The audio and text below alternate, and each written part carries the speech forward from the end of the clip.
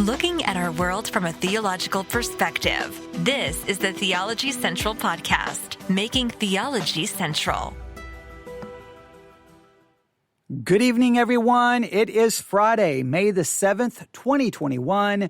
It is currently 6:42 p.m. Central Time.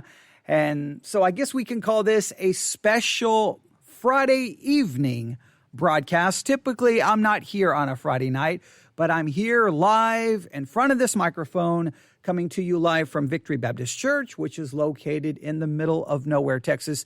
So I guess I could say this. Good evening, everyone. Welcome to a special live Friday evening broadcast coming to you live from the middle of nowhere, Texas. Yes, I'm here in the middle of nowhere, but the microphone is on. I'm live on the air. Welcome. We have a lot to talk about. I wanted to be here for a couple of hours, but I've spent about 45 minutes doing software updates to the laptop computer. Earlier today, I was here, and as I was driving home listening to that live broadcast, making sure everything was okay, I noticed some static while I was talking, and I came back this evening to try to figure out what was going on. So I went to make sure that all the drivers were updated, and I had to update all kinds of things. It took literally about 30 minutes to run all of the updates, but those updates are now done. They're completed. The laptop appears to be working correctly. Now let's hope everything sounds okay, because we're going to be talking about something very important, all right? Very, very important. And I want to make sure that I give you the right frame of mind as we consider this. I have a news article, and it would be one thing for me to turn on this microphone, read the news article, and go, man, look at that world out there. Aren't they completely messed up? Look at how they think. Their thinking is so messed up. But you know that's not my approach. I don't look out to the world to go, hey, what's wrong with you? I always have a tendency to look inside the church and say, what's wrong with us? Because I don't know if you realize this or not, we have plenty of problems inside the church, and we need to always look at ourselves first. In fact, I think that's the biblical way of doing things. You always start with yourself. We're always worried about what everyone else is doing. We always want to pass a judgment on everyone else. We always want to condemn everyone else, but we always need to start with ourselves. So I'm going to turn this to you. If you're listening to this and you are a professing Christian, I want you to first and foremost consider yourself. If you are listening to this and you're not a Christian, I'm going to try to explain to you what the biblical perspective is. And I know it's going to be very contrary to your thinking. You may think it's weird. You may think it's crazy, but I want you to truly understand the biblical perspective. So are you ready? Thinking caps on. Now, I'm going to ask this question first and foremost to those who profess to be Christians. Do you believe you have a biblical worldview?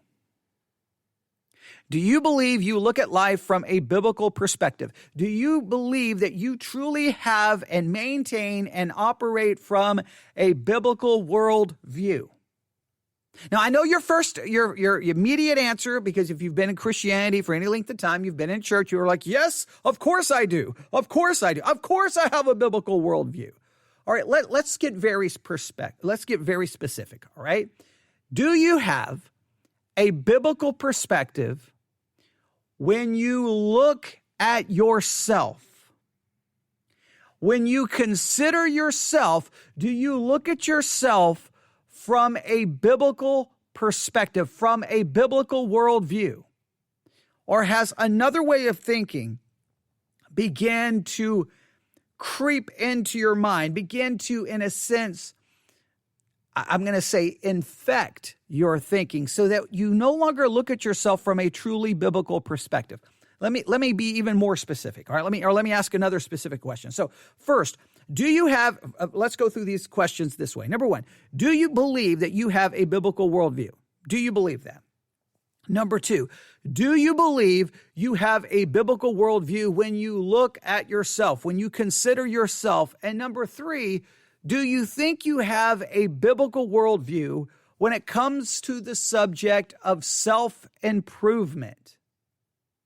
When you start thinking about how can I improve myself, do you look at that from a biblical perspective, or is your idea of self-improvement not biblical at all? So do you have a biblical worldview? Do you look at yourself from a biblical worldview, from a biblical perspective? And do you, when you think of self-improvement, do you look at that from a biblical worldview, from a biblical perspective? All right? Very straightforward. Now, what I want to do is I want to give you some scriptures here, because we're going to look at some scriptures that really tie into some of those questions I just asked. Are you ready? All right, let's go to the book of Romans. Let's go to the book of Romans. You know this one. We could probably quote it from memory, but I would just want you to know that I'm actually turning there. Go to Romans chapter 3. Romans chapter 3, verse 23, very famous scripture, but clearly it's not the only one that speaks to this subject. There are a lot of scriptures that speak to this idea, but I want to just use this one to at least lay the foundation. Romans chapter 3, verse 23.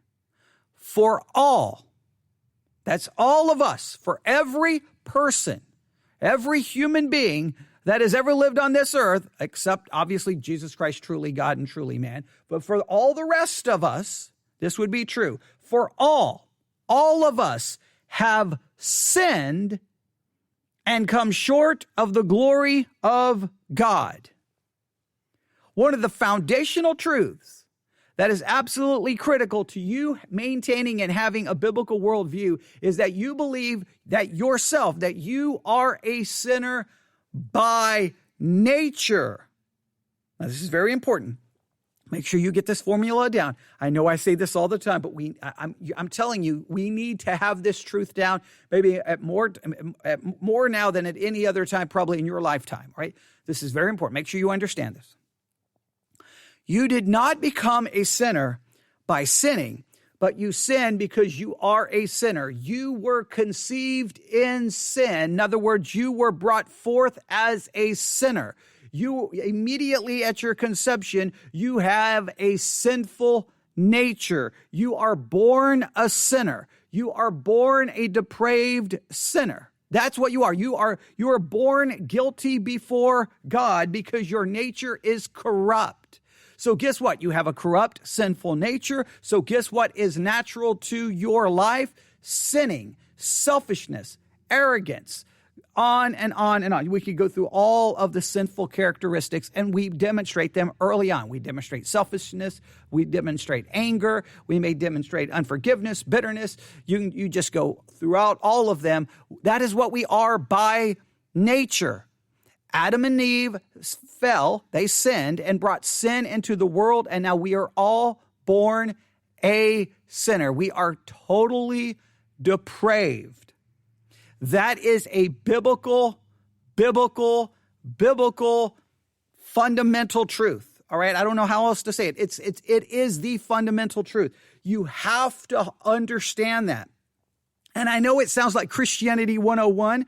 You're like, I already know all of this. It's Friday evening. Give me something more important. No, right now you need this because of the news article I'm about to read to you. You need to understand how important this is. So when you look at yourself, what should you see? A sinner. A sinner that deserves what? Eternal damnation, eternal separation from God. You deserve the wrath of God. You deserve judgment. That is how you should see yourself, as a sinner who deserves judgment. That is how you should see yourself. If you don't see yourself that way, then you do not have a biblical perspective. And this is very important. You will never see yourself as a sinner until you truly see God as he is. You will never see yourself as you truly are until you see God as he is. Until you see God as he is, until that happens, you will never see yourself as you truly are. You will perceive yourself, view yourself from a completely wrong perspective. The reason why, if all we do is look at ourselves, we're going to look at ourselves in comparison to other people. We're going to compare ourselves to other people. And the minute we do that, then our perspective is wrong. It's no longer biblical. But when you look up and you see the Lord high and lifted up, you see him holy, holy, holy, immediately you will see yourself in a whole new light, because now you're going to look upon perfection. And when you see perfection, you're going to become painfully aware of your imperfection. When you see holiness, you're going to become painfully aware of your sinfulness. You're going to realize that you are a sinner in thought, word, and deed, by what you do and what you do not do. You are a sinner. That is a biblical foundational truth. We are depraved. We have all sinned and come short of the glory of God. In fact, the Bible goes on to say that if we say that we are without sin, we deceive ourselves and the truth is not in us. In fact, to deny that you are a sinner means you're completely rebelling and rejecting the biblical worldview. You are a sinner. You have to understand this. And this changes your perspective on everything. Look, that fundamental truth, that goes against most modern day psychology.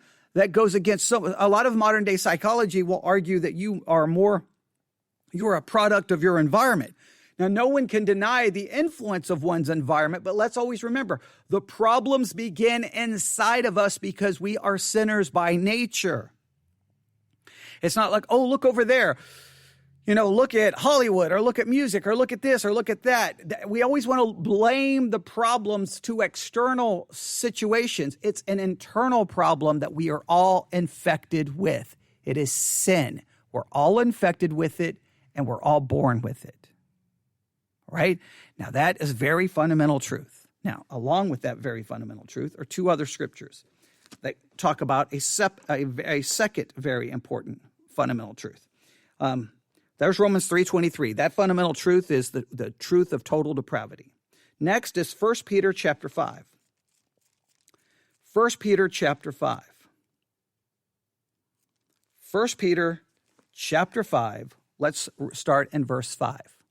1 Peter chapter 5, verse 5. 1 Peter 5, verse 5.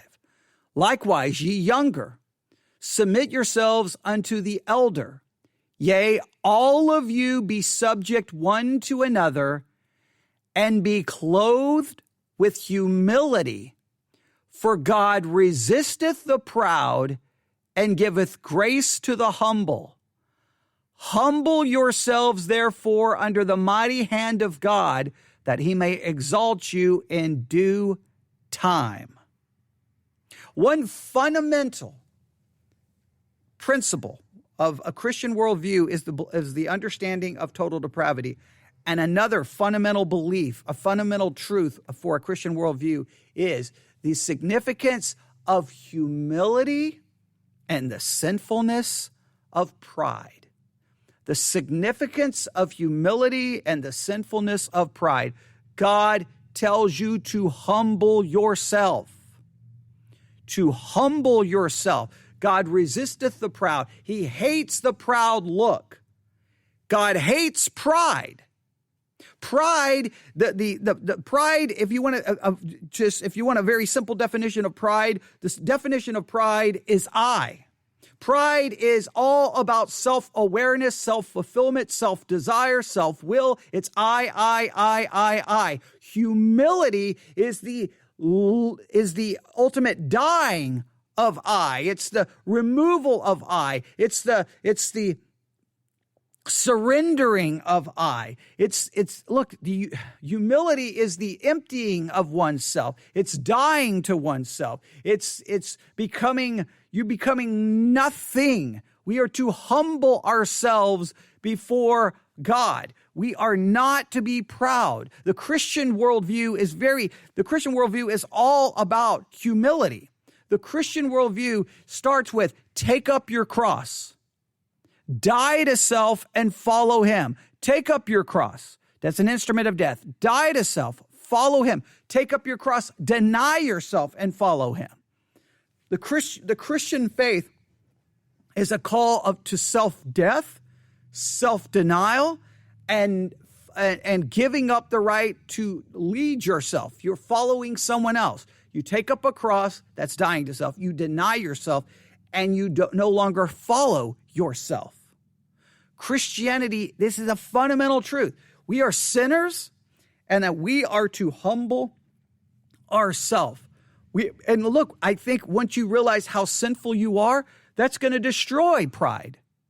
When you see your sin before a holy God, it's going to destroy the presence of I. I is going to be crushed. I is going to be humiliated. I is going to be embarrassed. I is going to be filled with shame. So we humble ourselves under the mighty hand of God. We humble ourselves to God. You know, humility is the reality of self-death. Humility is the reality of self-death. You become nothing. You become insignificant. You're nothing. You don't even really exist.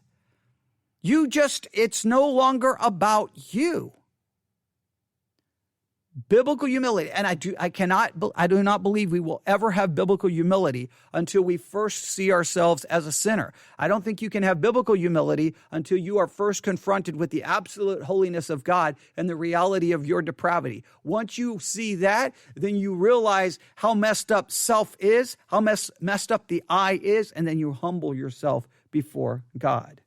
Another passage that says something very similar, James chapter 4. There's 1 Peter, James chapter 4, verses 6 through 7. James 4, 6 through 7. But he giveth more grace, wherefore he saith, God resisteth the proud, but he giveth grace unto the humble. Submit yourselves therefore to God, resist the devil, and he will flee from you. Now again, he resists the proud, gives grace to the humble. Submit yourselves therefore to God. God resists the proud. Humility. So what do we need to understand? A biblical worldview starts with the understanding of total depravity, and the second part of a biblical worldview deals with the significance of humility, how important humility is, and the sinfulness of pride, of a self-centered, arrogant mindset. You are to so die to self that you're putting others before yourself. You are to have the same mind which was in Christ Jesus, the eternal Son of God, who in the form of God thought it not robbery to be equal with God, but laid aside, and basically he didn't lay aside his deity. In a sense, he laid aside, in a sense, that position of being right there in heaven before God in glory, took upon the form of a servant, took upon human flesh, and obeyed even to the death upon the cross. Look at Philippians chapter 2. A powerful passage. That's the mind we are to have. We do nothing through strife and vainglory. Why? Because we die to self. Humility is the elimination of self. Humility is the death of I. Humility is the death of self.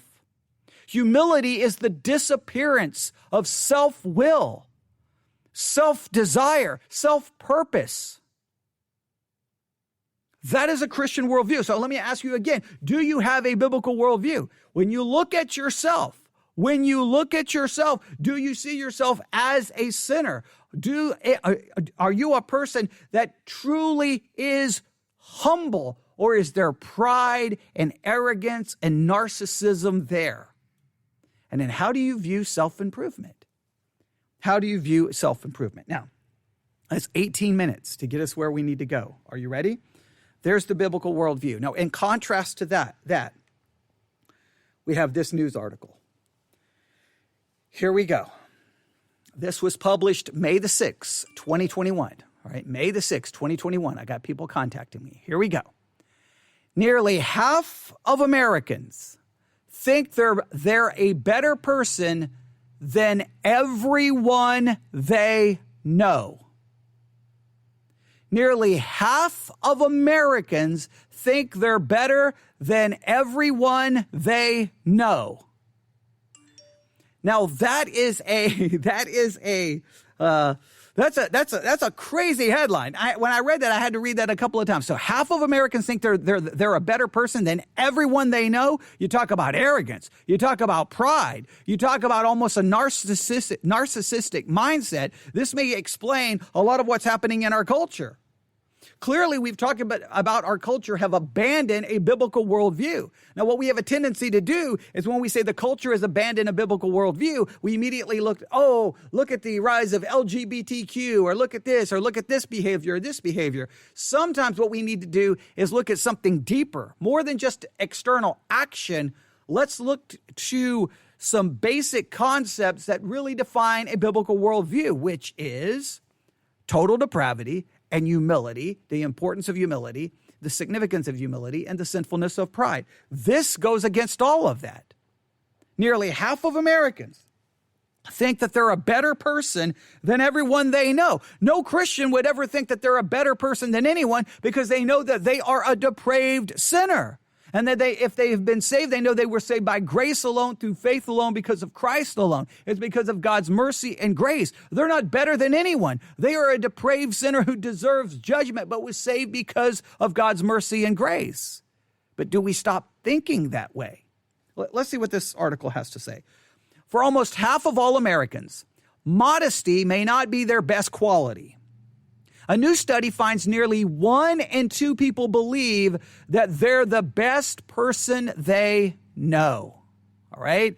In a recent survey, 81% say they believe that humankind is inherently good. Stop right there.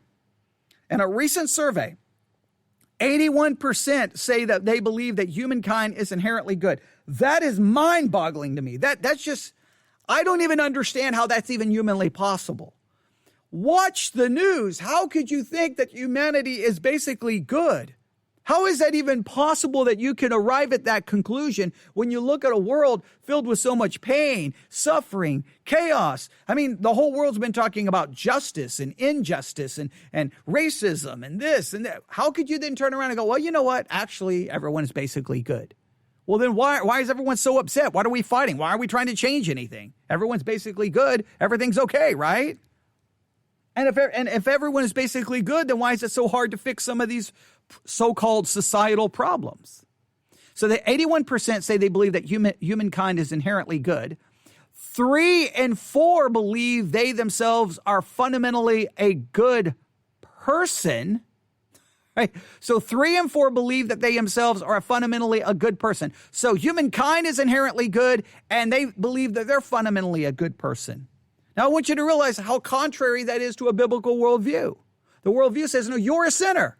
We're all sinners. Humankind is not inherently good, and guess what? There are no people that are fundamentally good people. There are no fundamentally good people on the face of this planet. They are all sinners. That puts the Christian worldview now in such a minority. And let me tell you, you may not think this is true, but this way of thinking is sitting inside churches all across the United States of America. It's sitting right next to you on a Sunday. In fact, this worldview, this way of thinking may be actually inside of you right now, and you may not even truly realize how present it is. You may already be infected, and there's not a COVID test. There's not a test that you can take to see it's there. You've got to really look into yourself to go, am I really looking at myself from a biblical perspective? So let's go through this again. 81% believe that humankind is inherently good. 3 in 4 believe that themselves are fundamentally a good person. When researchers asked respondents how they would compare themselves to others in their lives, 46% went even a step further, admitting in their eyes, they're better than everyone else they know. It's not just believing that people are basically good. It's not just believing that you're fundamentally a good person. It goes even a step further, believing that you are better than every other person you know. 46%, almost 50% believe they're the best person that they know. They're better than everyone else.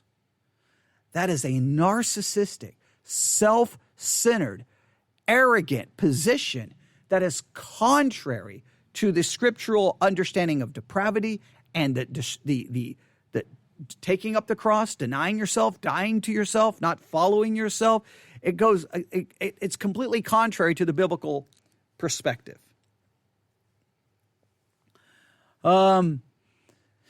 So they go on this survey. They go through who conducted the survey.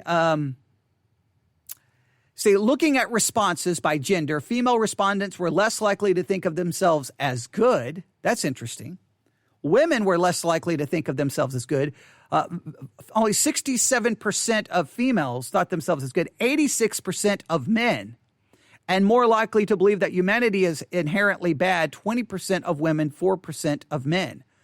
So that's interesting. Men tend to think of themselves as good at a higher percentage than women, and more likely to believe that humanity is inherently bad. So more women believe that humanity is inherently bad, and only 4% of men believe that humanity is inherently bad. So that's interesting. That's interesting. Okay, and well, there's a lot of things we could go here. It says only 55% of millennials believe in the goodness of humanity. Now this is interesting. Respondents between the ages of 25 and 39 were least likely to claim that they are a good person, 68%. However, millennial respondents were also the most likely to say they didn't think in terms of good or bad. That's interesting. But I find it interesting. Respondents between the ages of 25 and 39 were least likely to claim that they are a good person. Now, why would it be the younger generation? You would think the younger generation would not maintain a biblical worldview or have a biblical worldview. The older generation is the one who supposedly would have a Christian worldview. So is this a situation where the church has messed up so bad that the church didn't even handle the older generation correctly? Let me read that to you again. This is interesting. Respondents between the ages of 25 and 39 were least likely to claim that they are a good person, 68%. So 68% of those 25 and 39 were the least likely age group to think that they're a good person. But this is interesting. However, millennial respondents were also the most likely to say they don't think in terms of good or bad. So millennials were like, hey, well, I don't think in terms of good or bad. So maybe that's why they don't see themselves as a good person, because they don't use they don't like that kind of moral judgment term. So that's an interesting. It's interesting. I don't think in terms of good or bad. Okay, well, someone just broke into your house and killed your sister. Good or bad? I bet you it's amazing how all of a sudden good or bad enters into your vocabulary. All right. It reminds me of the story of the husband and wife. I think they were a husband and wife. They were a couple, and they were going to cycle through some Islamic country because they believed everyone was basically good. And well, they ended up in a very strict Muslim part of the world, and they ended up dead. I don't know if they were beheaded, but they were killed. So much for their theory that everyone's basically good. Across the entire poll, 72% admit to judging other people's behavior. Isn't that interesting? So millennials don't want to use the idea of good or bad, but then they admit to judging other people's behavior. Wait, I thought we were non-judgmental. Yeah, you still judge other people's behavior. Another 61%. You know why you judge other people's behavior? Because remember, nearly half of Americans think they're better than everyone else they know. So they're judging everyone else's behavior, comparing themselves and saying, see, I'm better. I'm better than all of these people. Yeah, you know what? You think you're good because you're looking at other people. Stop looking at people. Look into the Word of God. Look to God. You're going to see Him holy, holy, holy. And you're going to find out that you're not. You're going to realize how sinful you are. And then you're going to be like, woe is me. I am undone. I'm a sinful man living in the midst of a sinful world. And I'm a man of unclean lips, et cetera, et cetera. I'm quoting from Isaiah 6 or paraphrasing Isaiah 6. So they judge other people's behavior. About 61% also worry other people are actively judging them. In general, Americans say that a good person should be kind, giving, and friendly. Now, I love that. So where did you get that from? Why does a good person have to be kind, giving, and friendly? Where did you derive that from? Who made that rule? Where did that come from? So inherently, it's funny. Some don't want to use the term good and evil, but deep down, they're still judging people, and they still have a criteria to which to judge. But where did it come from? But at the same time, they believe everyone is basically good, and that people are basically good people, and that they're good people. So everyone's basically good, but here's a criteria in which to judge people. So are you saying most people then are good, so that most people are kind, giving, and friendly? This thing is so messed up. When researchers asked respondents to list which qualities they wish to have, however, 30% wanted to be more successful over anything else. So this is interesting. Hey, I'm a good person. What makes a person good? Kind, giving, and friendly. All right. Then you ask, which qualities do you wish you had? Which qualities do you wish you had? Well, when they asked that, 38% wanted to be more successful. How is that a quality? I want to be more successful. You know why they don't want any other quality? You know why they don't want any other quality? Because they already think they're good. So why would they need to be more kind and more giving and more friendly? Because they already think they're good. You see, they already perceive themselves as being there. So they want to be more successful. This is interesting. They wanted success even more than happiness. They wanted success more than happiness. That's an interesting idea. People still make the mistake of thinking that success precedes happiness, or that success and happiness come from the outside, but it doesn't, says one of the people who did this study. Currently, although 62% agree that everyone has the capacity to become a better person, only 43% believe they're doing anything they possibly can to better themselves. So 62% believe you can become a better person. 43% believe they're doing everything they possibly can to better themselves. Of the 74% who engaged in self-improvement methods, 38% said the methods they tried produced some initial success. Unfortunately, only 22% said they were all successful in the long term. All right. So this is interesting. About can you improve yourself? Well, you can. I tried this. It had some short-term success, but it didn't have any long-term success. So now back to the question. So what can you do to improve yourself? What can you do to improve yourself? Well, here's some things that they gave. Creating SMART goals, enrolling in a class or program, going to a therapist or life coach, taking plant-based medicines, practicing mindfulness or meditation. These are the things supposedly that will improve you. So their view of self-improvement is create goals, SMART goals, enroll in a class, go to a therapist or a life coach, take a plant-based medicine, or practice mindfulness and meditation. What an yeah. And what's interesting is 2 in 3 Americans are confident that their life is going in the right direction, and on a global scale, 61% are similarly confident that humanity is going in the right direction. So all kinds of interesting things from these statistics, all kinds of things that go from these statistics. So let's break it back down. Our world today is a world where everyone believes that everyone is basically good while they're going around judging everyone. They believe that they themselves are basically a good person.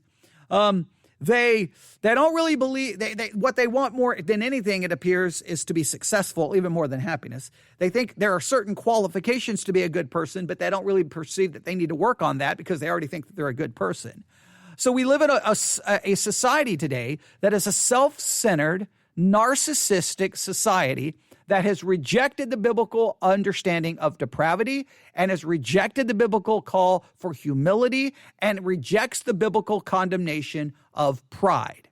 We live in an arrogant-based, self-centered society. And that arrogance, that self-centeredness creeps into the church, and now people come into the church saying, you are to give me what I want. You are to fulfill my need. It's not about what can I do to help others. It's always about what I can get, what I need.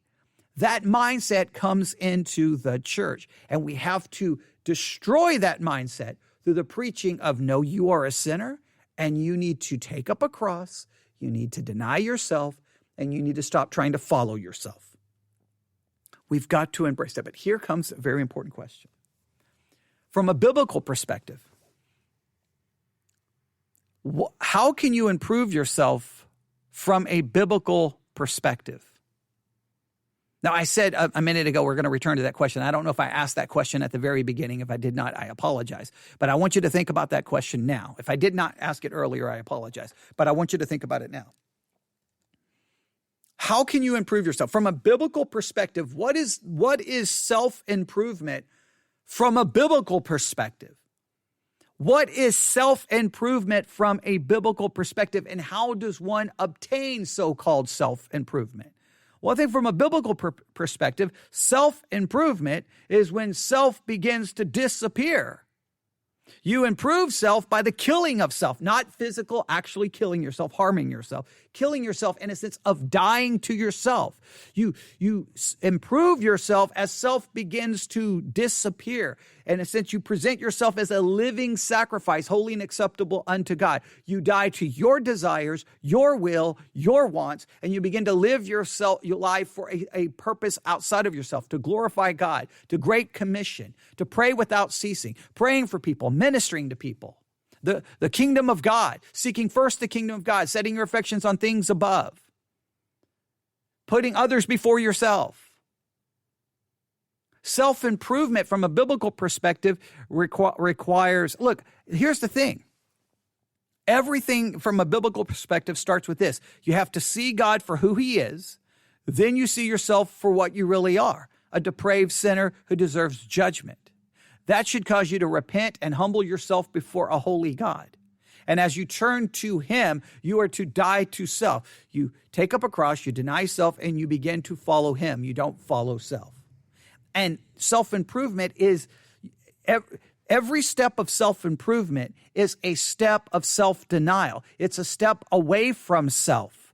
It's a step of forgetting self, of dying to self, of not even being conscious of self.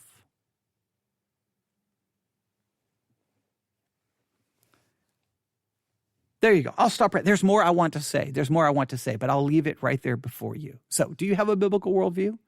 Do you have a biblical worldview? How do you view yourself? How do you view yourself, and how do you view improving yourself? Do you have a biblical perspective on those three? Do you have a biblical worldview? Do you have a biblical perspective on how you see yourself? And do you have a biblical perspective on self-improvement? And those statistics, do they hit very close to home that some of that thinking is either inside of you, inside your church? It's got to be purged. A little leaven leaveneth the whole lump. And a self-centered, arrogant mindset. I have seen it in the church over and over. Everything wants things their way. They don't want it now. They want it right away. They don't care about anybody else. Hey, I'm not coming back to church Sunday night, and I don't care if it messes up everything. I don't care if it discourages the pastor. I don't care if it messes up anything because I've got to do what I've got to do. It's all about me, me, me, me, me, me, me. That's how everyone operates. It's the culture that's crept into the church. I don't care that the culture is self-centered, narcissistic, arrogant, prideful, and think that everyone's basically good and completely don't understand depravity. I expect the world to have an unbiblical perspective. But when that comes into the church, that's when it's a problem. All right. I'll stop right there. All right. You can email me at newsif@yahoo.com. Newsif@yahoo.com. That's newsif@yahoo.com. All right, thanks for listening. God bless.